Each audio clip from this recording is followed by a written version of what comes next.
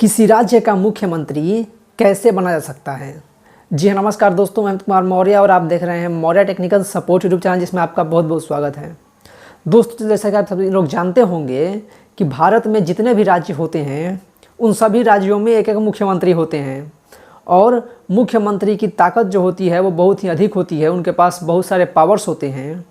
लेकिन दोस्तों, अगर आप या हम चाहें कि किसी राज्य के मुख्यमंत्री बन जाएं, तो आखिर हम में कौन सी विशेष बातें होनी चाहिए, या फिर जो मुख्यमंत्री हैं अभी या मुख्यमंत्री जो बनते हैं उनमें कौन सी विशेष बातें होती हैं, उनकी क्या योग्यताएं होती है जिसके कारण कि वो मुख्यमंत्री बन जाते हैं।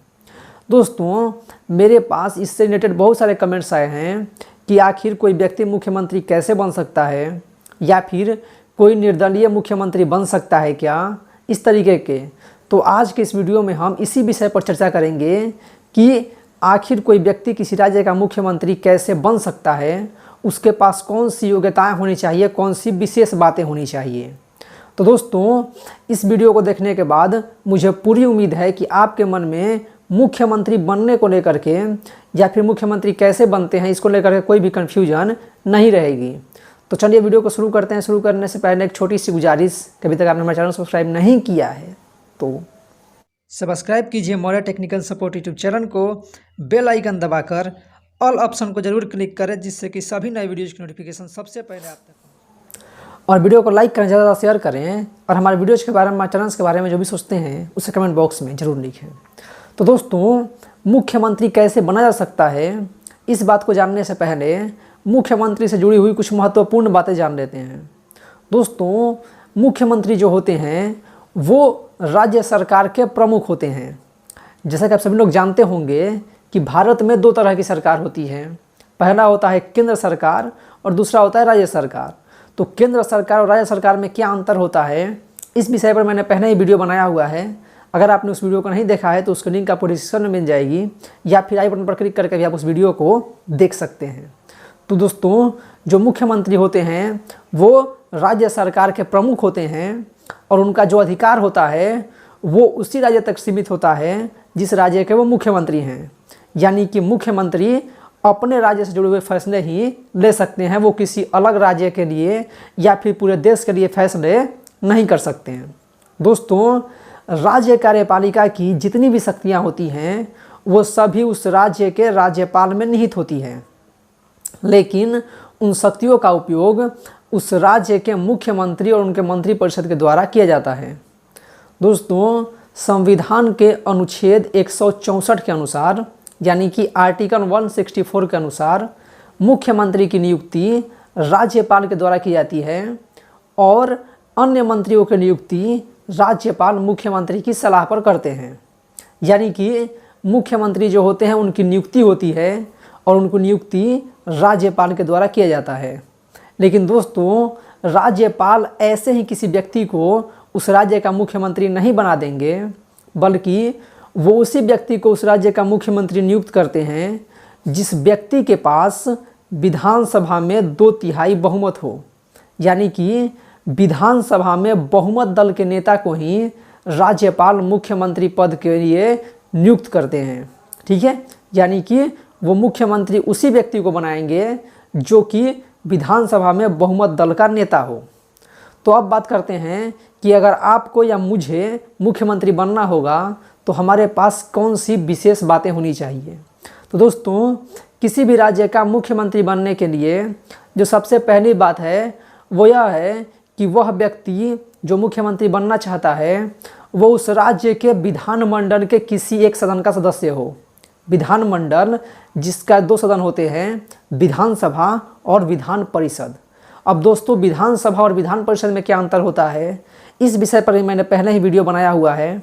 अगर आपने वो वीडियो नहीं देखा है तो उसकी लिंक आपको डिस्क्रिप्शन में मिल जाएगी, या फिर आई बटन पर क्लिक करके भी आप उस वीडियो को देख सकते हैं। तो वह व्यक्ति जो है वो विधानसभा या फिर विधान परिषद में से किसी एक का सदस्य होना चाहिए। और अगर वो मुख्यमंत्री पद की शपथ लेते समय किसी सदन का सदस्य नहीं है तो वैसी स्थिति में उसके पास 6 महीने का समय होता है और 6 महीने के अंदर उसे किसी एक सदन का सदस्य बनना होगा, वरना मुख्यमंत्री का पद छोड़ना होगा। और जैसा कि आप सभी लोग जानते होंगे कि विधानसभा जो है वो सभी राज्यों में है, जबकि विधान परिषद जो है वो अभी के समय में सिर्फ 6 राज्यों में ही है। ठीक है, तो अगर 6 राज्यों को छोड़ दें तो और किसी राज्य का आपको मुख्यमंत्री बनना है तो आपको उस राज्य के विधानसभा का सदस्य होना चाहिए। तो दोस्तों अब बात करते हैं दूसरी और सबसे महत्वपूर्ण बात की। तो दूसरी और सबसे महत्वपूर्ण जो बात है वो यह है कि जो भी व्यक्ति किसी राज्य का मुख्यमंत्री बनना चाहता है उस व्यक्ति के पास उस राज्य के विधानसभा में 2/3 विधायकों का समर्थन हासिल होना चाहिए। मान लीजिए कि अगर मैं चाहता हूं कि मैं बिहार का मुख्यमंत्री बन जाऊं, तो बिहार के विधानसभा में कुल 243 यानी कि 243 विधायक हैं। तो इसके लिए मेरे पास कम से कम 122 विधायकों का समर्थन होना चाहिए, यानी कि 122 जो विधायक हैं बिहार के एमएलए जो हैं वो अगर मुझे अपना नेता माने और मुझे अपना समर्थन दें तो वैसी स्थिति में मैं बिहार का मुख्यमंत्री बन जाऊंगा। ठीक है, या फिर आप जिस राज्य का मुख्यमंत्री बनना चाहते हैं अगर उस राज्य के आधे से अधिक विधायक अगर आपको अपना समर्थन दें, आपको अपना नेता माने, तो आप उस राज्य के मुख्यमंत्री बन जाएंगे। ठीक है, तो अगर किसी राज्य का आपको मुख्यमंत्री बनना है तो 2 चीज़ें आपके पास होनी चाहिए, 2 बातें आपके साथ होनी चाहिए। पहला ये कि आप जो हैं वो उस राज्य के विधानसभा या फिर विधान परिषद में से किसी एक के सदस्य हों, और अगर नहीं हैं तो भी आप मुख्यमंत्री बन सकते हैं, लेकिन आपको 6 महीने के अंदर किसी एक की सदस्यता ग्रहण करनी होगी। या तो आप विधानसभा चले जाइए, विधानसभा के सदस्य बन जाइए, या फिर विधान परिषद का। ठीक है, और आपके पास उस राज्य के 2/3 विधायकों का समर्थन हासिल होना चाहिए। ठीक है ना, तो सबसे महत्वपूर्ण बात जो होती है वो यही होती है। जिस भी व्यक्ति के पास 2/3 विधायकों का समर्थन होता है वो उस राज्य का मुख्यमंत्री बन जाता है, और वो तब तक पद पर रहता है जब तक कि उसके पास विधानसभा में 2/3 विधायकों का समर्थन हासिल हो।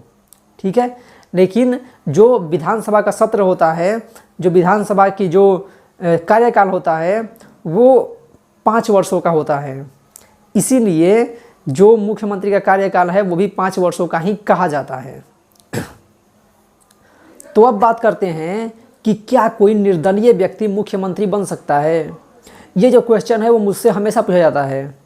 तो भाई कोई भी व्यक्ति अगर उसके पास विधानसभा में 2/3 बहुमत है, ठीक है ना, 2/3 विधायक उसे अगर समर्थन करेंगे तो वो व्यक्ति मुख्यमंत्री बन सकता है, और मुख्यमंत्री पद की शपथ लेने के कुछ दिनों के अंदर उसे विधानसभा में अपना बहुमत साबित करना होगा, और 6 महीने के अंदर, ठीक है ना, 6 महीने के अंदर उसे विधानसभा या फिर विधान परिषद में से किसी एक का सदस्य बनना होगा।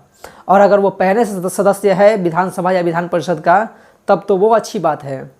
लेकिन सोचने वाली बात यह है कि 2/3 विधायक जो होंगे वो किसी निर्दलीय को अपना समर्थन क्यों देंगे। अगर मान लीजिए हम बिहार की ही बात करें तो बिहार में कुल 243 विधायक हैं, ठीक है ना, 243 एमएलए हैं। तो अगर 122 एमएलए की बात की जाए तो वो 122 एमएलए किसी पार्टी से होंगे, चाहे वो बीजेपी से हो, कांग्रेस से हो, जदयू से हो, आरजेडी से हो, किसी भी पार्टी से हो सकते हैं। तो वो किसी निर्दलीय को अपना समर्थन क्यों देंगे, वो तो अपने ही पार्टी के नेता को समर्थन देंगे ना। तो अगर आप सोचते हैं कि आप निर्दलीय मुख्यमंत्री बन सकते हैं तो ऐसा अगर आप लॉजिकली देखेंगे, ठीक है ना, अगर आप प्रैक्टिकली देखेंगे तो ये संभव नहीं है, क्योंकि उतने जो विधायक होंगे आधे से अधिक वो किसी निर्दलीय को ऐसे ही समर्थन नहीं देंगे। हालांकि वो मुख्यमंत्री बन सकते हैं लेकिन उनको समर्थन कोई पार्टी देगी ही नहीं, और अगर समर्थन दे भी देगी तो उनकी सरकार चल नहीं पाएगी। ठीक है ना, तो अगर आपको मुख्यमंत्री बनना है तो आपको किसी पार्टी से होना चाहिए।